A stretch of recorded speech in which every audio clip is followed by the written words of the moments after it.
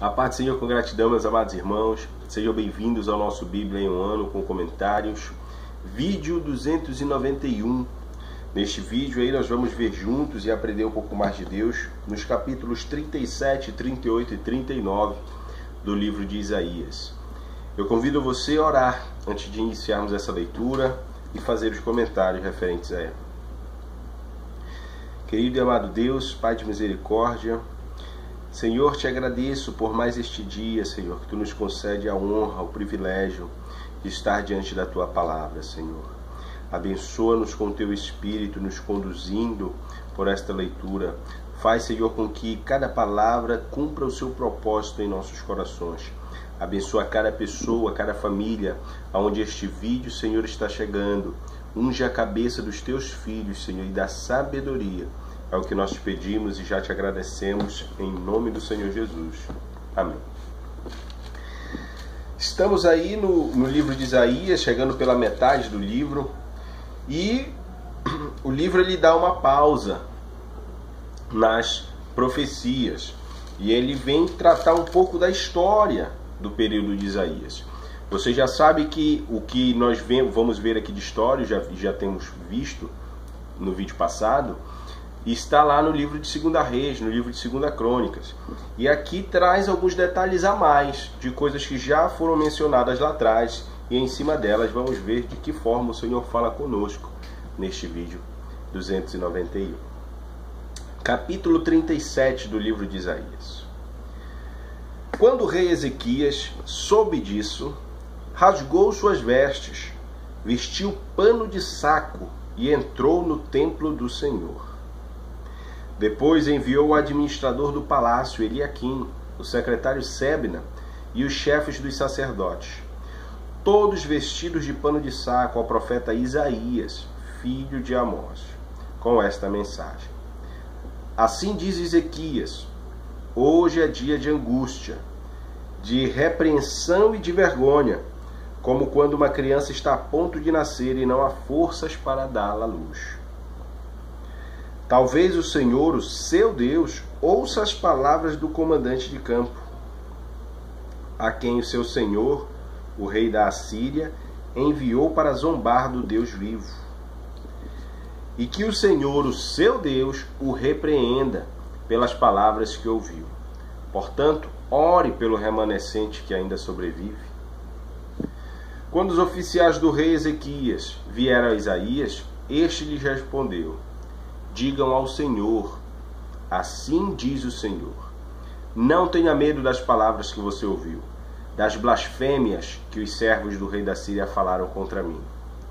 Porei nele um espírito para que, quando ouvir uma certa notícia, volte à sua própria terra, e ali farei com que seja morto à espada.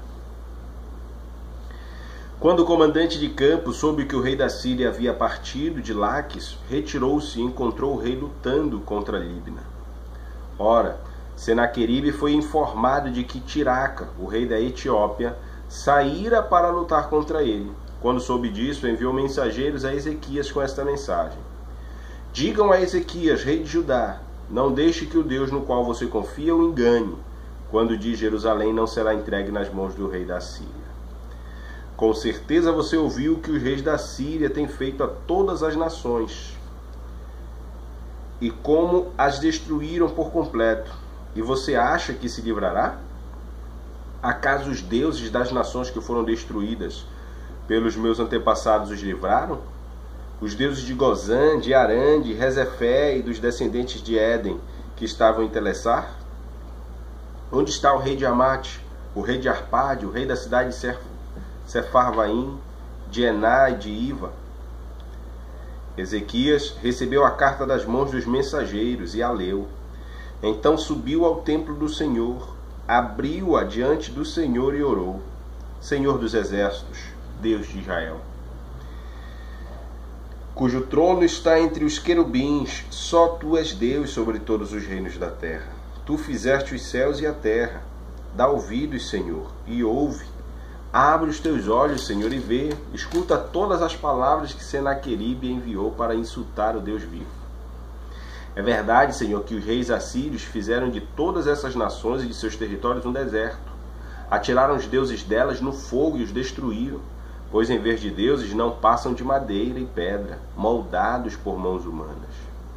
Agora, Senhor, nosso Deus, salva-nos das mãos dele, para que todos os reinos da terra saibam que só tu, Senhor, és Deus. Então Isaías, filho de Amós, enviou esta mensagem a Ezequias.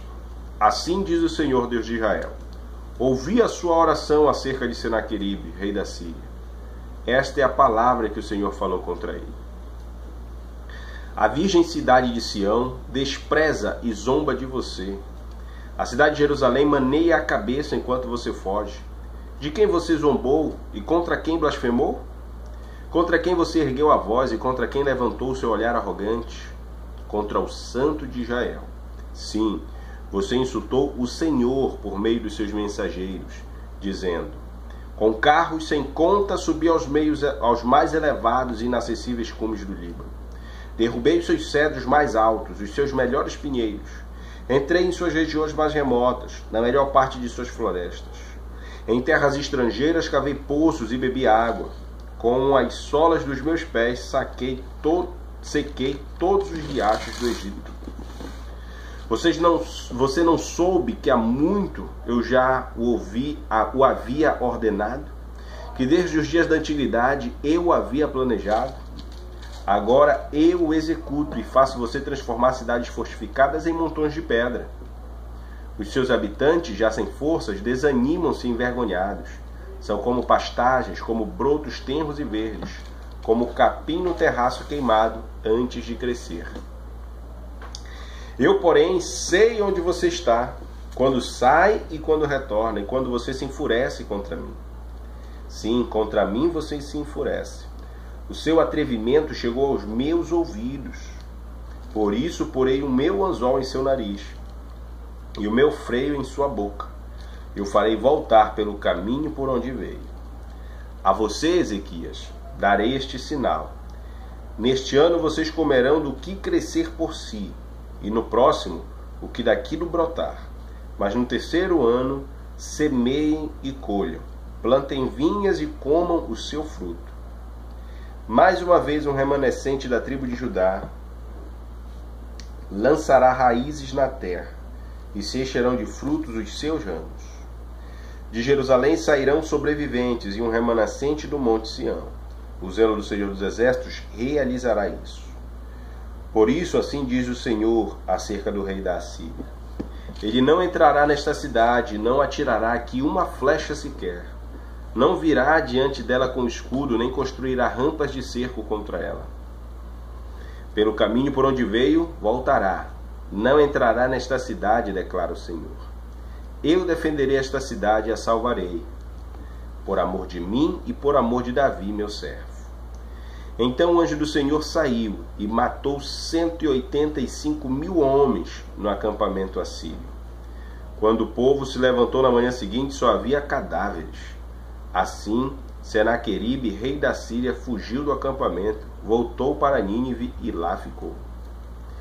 Certo dia, quando estava adorando no templo do deus Nisroque, seus filhos Adrameleque e Sarezer o feriram à espada e fugiram para a terra de Arate, e seu filho Esar-Adom foi o seu sucessor. Capítulo 37 traz para mim e para você aí o desenrolar da situação do cerco de Senaqueribe contra Judá.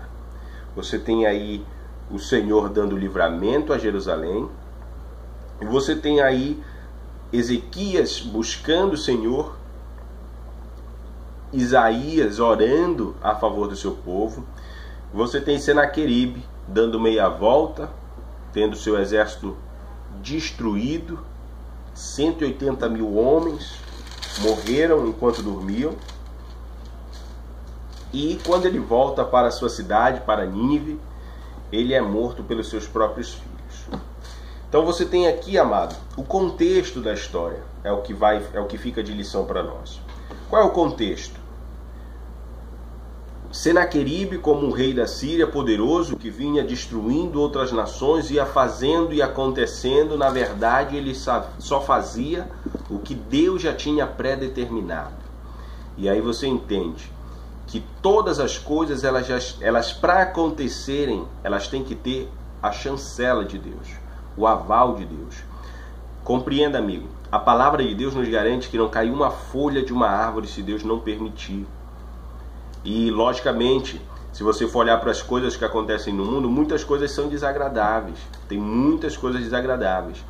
E não é que Deus queira que essas coisas aconteçam, mas Deus permite que essas coisas aconteçam, porque, via de regra, elas são frutos de plantações que fizemos erradas, frutos do pecado que está sobre o mundo, amado. Não se deixe enganar. Mas aqui vamos olhar pelo ponto de vista de Ezequias, rei de Israel, rei de Judá. O povo de Israel, você percebe que quando vão falar com Eliaquim e outros, Sebna, quando vão falar com Isaías, eles se referem a Deus como o Deus de Isaías. Você vê que não era um povo que tinha intimidade com Deus como eu e você temos, de chamarmos hoje Deus de nosso Pai, de chamarmos Deus de nosso Deus.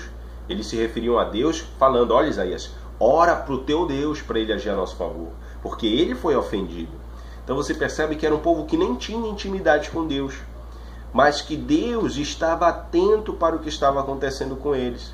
E você percebe que os olhos de Deus, eles não estão só sobre o seu povo, digamos assim, só sobre aqueles que têm intimidade com ele. Os olhos de Deus estão sobre toda a terra, sobre todo mundo.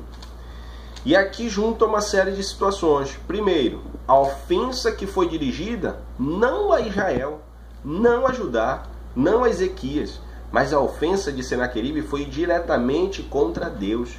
Porque ele fala: olha, os deuses dos outros povos não conseguiram livrar eles, e o teu também não vai conseguir te livrar. E assim como Senaqueribe falou isso para Ezequias, muitas vezes o diabo usa alguém, ou ele coloca pensamentos malignos na tua mente, para você crer que o teu Deus não é poderoso o suficiente para te livrar de certa situação. E você está vendo aqui, você já sabe, o teu Deus não dorme, o teu Deus é poderoso para te livrar de todas as aflições. Não importa se ao teu redor caíram 1000, se do teu lado caíram 10.000. Não importa se todos ao teu redor estão doentes. Não importa se todos ao teu redor estão sofrendo por algum motivo. Se a crise está instalada no teu país, ou se a morte está iminente contra todos. O teu Deus te livra, porque Ele é o teu Senhor, porque Ele te separou, porque Ele é o teu dono. E se, logicamente, você buscar nele refúgio, mesmo o povo não tendo intimidade com Deus aqui, na hora que apertou, o povo apelou, amado. O povo buscou em quem podia resolver, buscou no Senhor.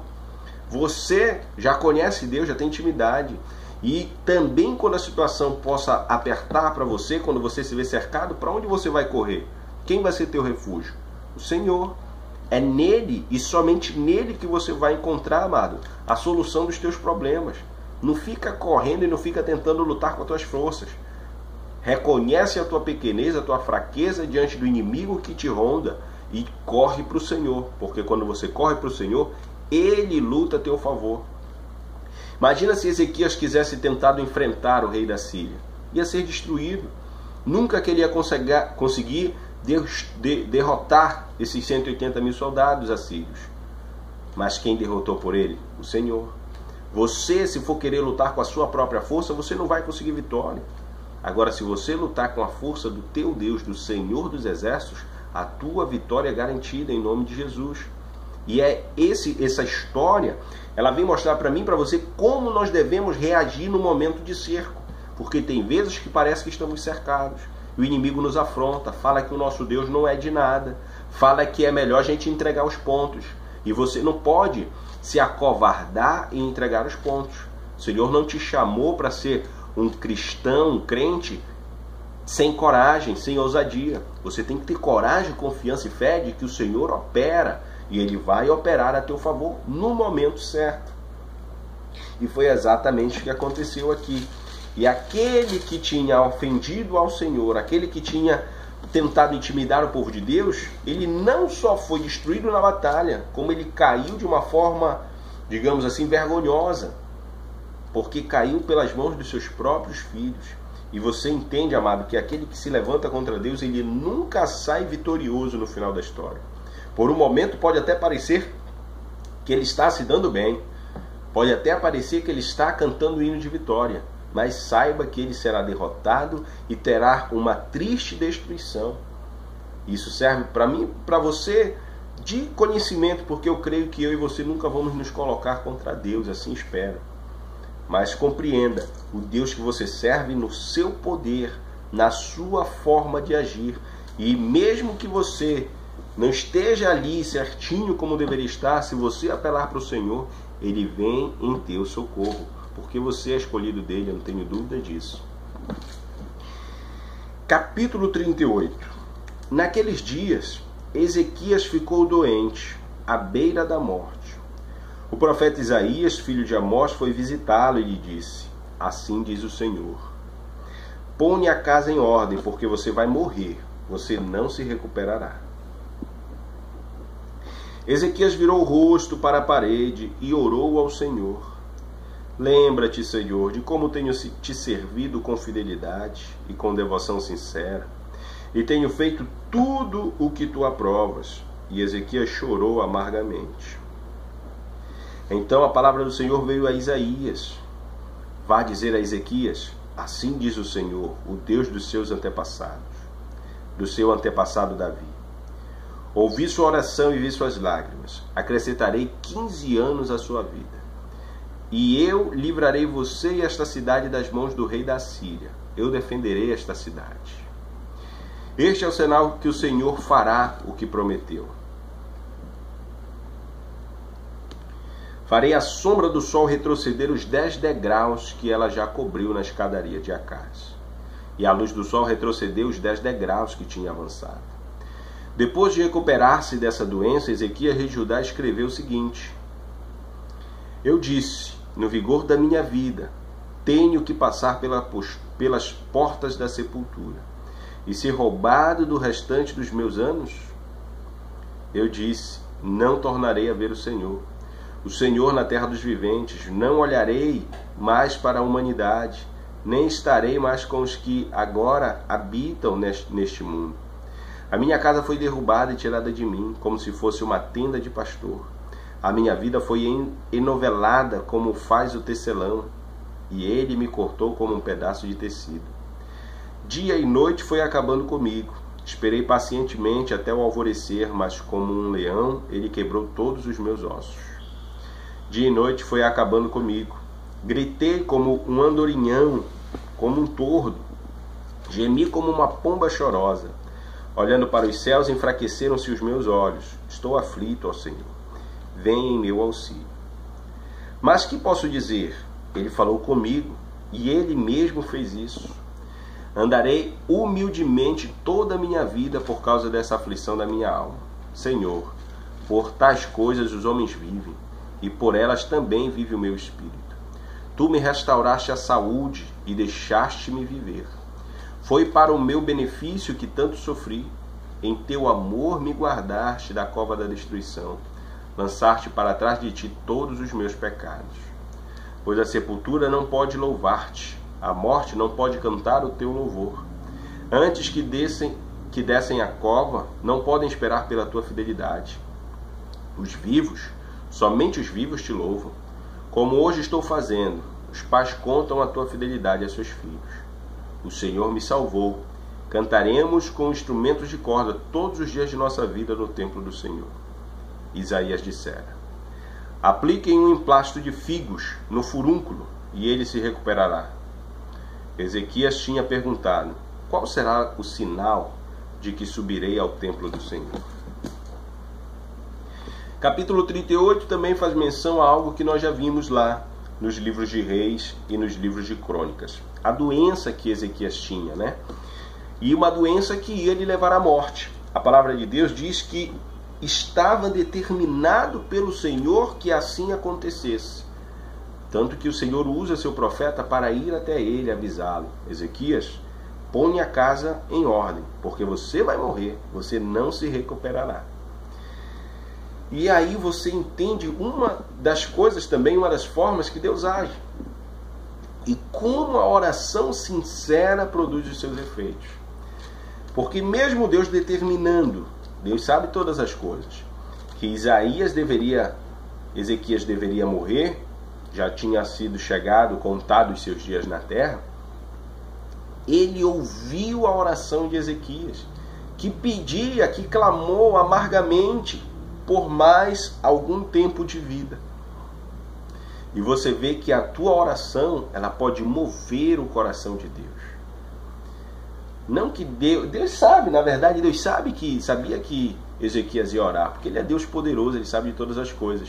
Mas ele está com esse exemplo ensinando para mim e para você que nós devemos orar, amado, com fé, com sinceridade, crendo que Deus é capaz de mudar até as coisas que ele já tinha determinado, decidido. Tem coisas que para você parece que já são o fim. Se você não se agrada da forma que as coisas estão acontecendo, ore ao Senhor com sinceridade e peça a Ele que mude o panorama da situação. E a oração sincera, a oração de um justo, porque Ezequias até aqui, apesar do povo de Israel ter se corrompido, Ezequias fazia, de certa forma, buscava fazer o que agradava ao Senhor.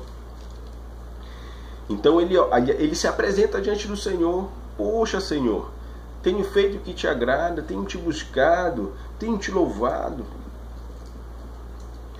E ele chorou amargamente, diz a palavra de Deus. Lembra-te de mim, Senhor.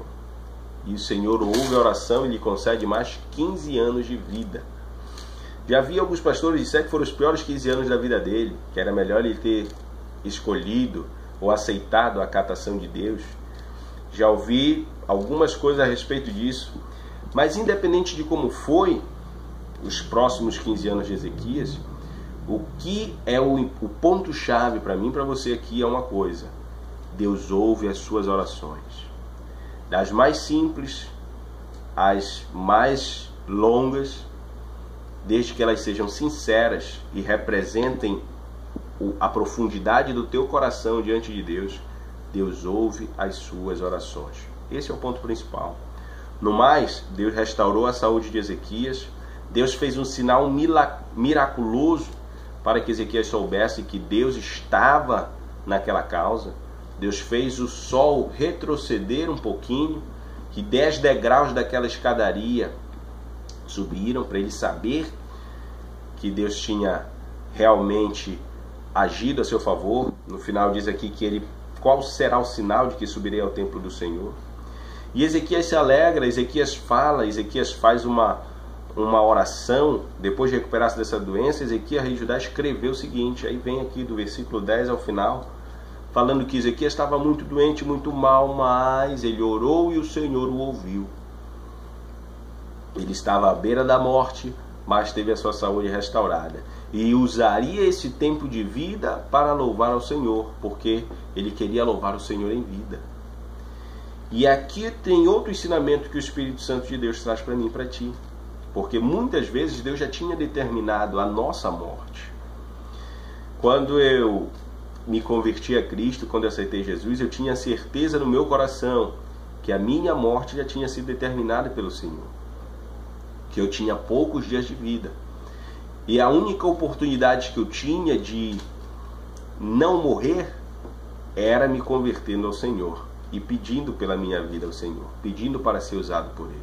E assim foi.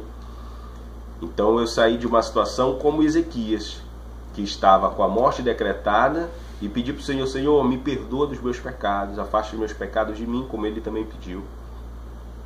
E o Senhor afastou os pecados de mim, a morte que estava prevista se afastou, e o Senhor me concedeu mais anos de vida. E para que servem esses anos de vida que o Senhor me concedeu?